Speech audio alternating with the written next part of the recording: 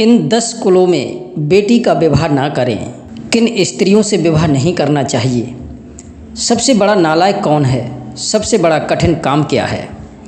जय श्री कृष्णा दोस्तों, एक बार फिर से आप सभी दर्शकों का हमारे YouTube चैनल में बहुत बहुत स्वागत है।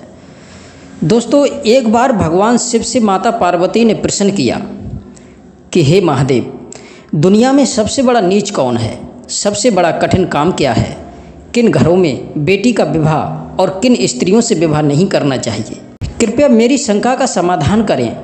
भगवान शिव कहने लगे, हे देवी, लोक कल्याण के लिए तुम्हारे तीनों प्रश्न बहुत ही महत्वपूर्ण हैं। ध्यान देकर सुनो। तुम्हारा पहला प्रश्न है कि सबसे बड़ा नीच कौन है?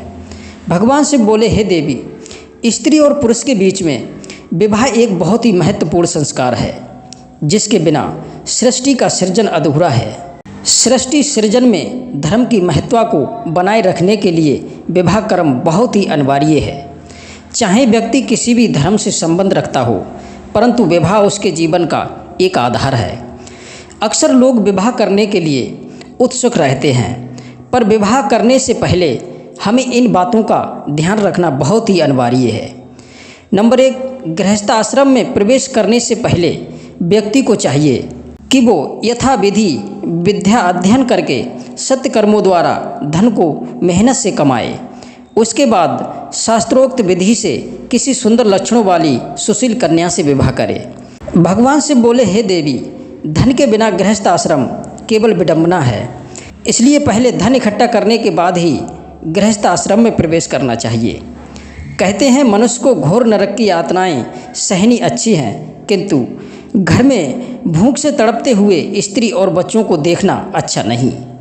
अक्सर लोग विवाह तो कर लेते हैं, पर नैतिक जिम्मेदारियों से भटक जाते हैं।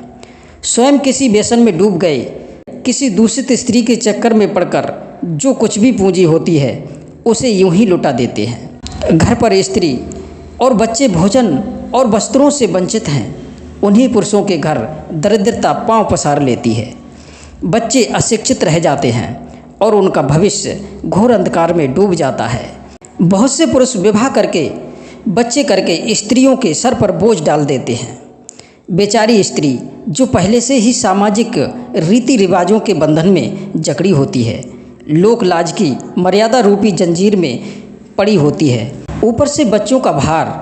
ऐसे में उसके और बच्चों के सामने सबसे बड़ा संकट खड़ा हो जाता है कि वो क्या करे, कहाँ जाए। यह सब होता है उन हैवान पुरुषों की वजह से जो अपने कर्तव्यों से विमुख हो गए। जिन लोगों की अपनी स्त्री और बच्चों के फटे और मैले कुचैले कपड़े पहने देखकर अति दीन और भूखे प्यासे बच्चों को देखकर के हृदय निर्दय नहीं होता, उनके जीवन को धिक्कार है। ऐसे लोग ही इस संसार में बड़े नीच होते हैं, जो पृथ्वी पर सिर्फ भार बने हुए हैं। ऐसे लोगों के लिए मृत्यु ही सबसे बड़ा उत्सव है, अर्थात ऐसे पुरुषों का मर जाना ही अच्छा है। मित्रों, धनहीन पुरुषों को जिन्होंने स्त्री ग्रहण की है, ऐसे लोगों को धर्म, अर्थ और काम की सिद्धि नहीं हो पाती है। वह पुरुष कभी स्त्री सुख नहीं भोग पाता, बल्कि सारे जीवन यातना ही भोगता रहता है। जैसे स्त्री के बिना गृहस्थ आश्रम नहीं हो सकता, उसी प्रकार धनहीन व्यक्ति को गृहस्थ बनने का अधिकार नहीं है। कहते हैं, जिसके पास धन नहीं होता उसके अपने भाई बंधु भी घृणा करने लगते हैं, और धनवान के अनेक मित्र भाई बंधु हो जाते हैं। धन ही धर्म, अर्थ और काम की जड़ है। धनवान व्यक्ति में ये गुण अपने आप आ जाते हैं, जैसे विद्या, कुल, शील, और निर्धन में ये गुण पहले से होते हुए भी नष्ट हो जाते हैं। धन के बिना पुरुष का जन्म व्यर्थ ही है, इसलिए विवाह करने से पहले उत्तम रीति से धन संचित अवश्य कर लेना चाहिए। और एक बात, जब तक विवाह नहीं होता है तब तक पुरुष अर्ध शरीर रहता है, इसलिए धन संचित करने के बाद उचित समय आने पर विवाह कर लेना चाहिए। जैसे एक पहिए का रथ, एक पंख का पक्षी किसी कार्य में सफल नहीं हो पाता, उसी तरह स्त्रीहीन पुरुष सभी धर्म के कार्यों में असफल रहता है। माता पार्वती का दूसरा प्रश्न था कि सबसे कठिन काम क्या है? भगवान भोलेनाथ बोले, हे देवी, दुनिया में जाकर जीवन इतना आसान नहीं है। यह मृतलोक है, जिसका दूसरा नाम है दुखालय, अर्थात दुखों का घर। यहाँ पल पल पर दुख ही दुख हैं। बिना दुख उठाए जीवन जिया ही नहीं जा सकता। जीवन के प्रत्येक कार्य में दुख है।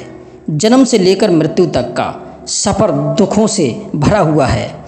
किसी न किसी बात से हर कोई दुखी है। जब हमारा जन्म होता है तो उस समय भी हमें भयंकर दुख से गुजरना पड़ता है। माँ के उदर में दुख, जन्म के समय दुख, उस संकट को भोगकर कुशलता से जन्म हो भी जाए तो पूरे जीवन ये दुख उसके साथ साथ चलते रहते हैं। जिम्मेदारियों के बोझ तले दबी ये ज़िंदगी, अनेक संघर्षों से भरी ये ज़िंदगी, बढ़ती आवश्यकताओं को पूरा करते करते मुसीबतों में पड़ गए आगे बढ़ते बढ़ते। कई बार बचे थे जीवन से मरते मरते, थक हार कर किनारे ले आई ज़िंदगी। ज़िंदगी ने दुख दिए जीने को ज़िंदगी।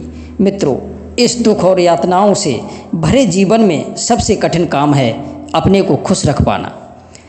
जिसने खुश रखना सीख लिया उसने ज़िंदगी को जीत लिया। आजकल जो दिखता है वो होता नहीं। अगर किसी को हंसता हुआ देखते हो तो ये ज़रूरी नहीं कि वो अंदर से खुश है। कई लोग तो अंदर से इतने दुखी होते हैं पर सबके सामने खुश होने का नाटक करना पड़ता है। कौन खुश है कौन दुखी ये पता ही नहीं चलता।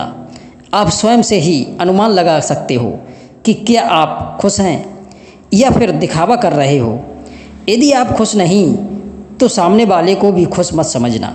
और तीसरा प्रश्न है, किन घरों में कन्या का विवाह ना करें। भविष्य पुराण में बताया गया है कि समस्त धन धान्य से संपन्न होने पर भी इन 10 कुलों में बेटी का विवाह नहीं करना चाहिए। नंबर 1, जो संस्कारों से रहित हो। नंबर 2, जिनमें पुरुष संतति ना होती हो। नंबर 3, जो वेद के पठन पाठ से रहित हो। नंबर 4, जिन कुलों में स्त्री और पुरुषों के देह पर बहुत लंबे बाल उगे हों। नंबर 5, जिन कुलों में बवासीर के रोगी हों। नंबर 6, जिन कुलों में यक्षमा नाम की बीमारियां हों जिसे क्षय रोग बोलते हैं। नंबर 7, मंदाग्नि। नंबर 8, मिर्गी के रोगी हो। नंबर 9, सफ़ेद दाग वाले लोग हों। नंबर 10, कुष्ठ के रोगी हों। इन 10 कुलों में संबंध नहीं जोड़ना चाहिए। दोस्तों, यदि आपको वीडियो के विचार अच्छे लगे हों तो आप कमेंट के माध्यम से हमें अवश्य बताएं। आप सभी दर्शकों का बहुत बहुत धन्यवाद। जय श्री कृष्णा, जय श्री राधे।